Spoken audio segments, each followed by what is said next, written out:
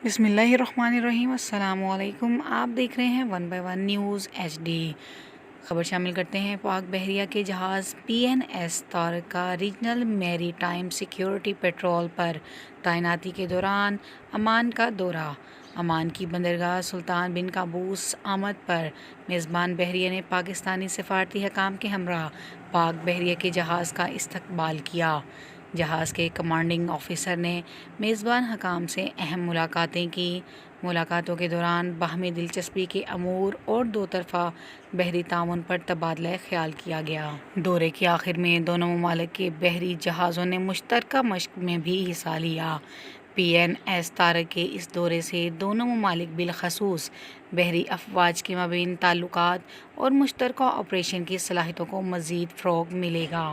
मज़ीद ख़बरों से बाखबर रहने के लिए हमारे चैनल को शेयर करें, लाइक करें और सब्सक्राइब करें और घंटी के निशान को दबाना ना भूलिएगा ताकि आने वाली हर नई वीडियो आपको मौसूल हो सके।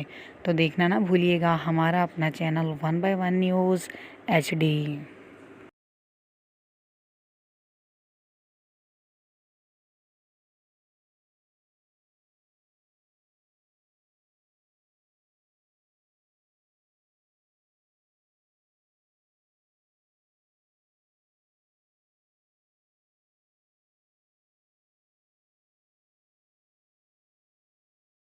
ताज़ा तरीन अपलोड्स की नोटिफिकेशन हासिल करने के लिए हमारे चैनल को सब्सक्राइब करें और साथ में दिए गए घंटी के निशान को दबाना ना भूलें।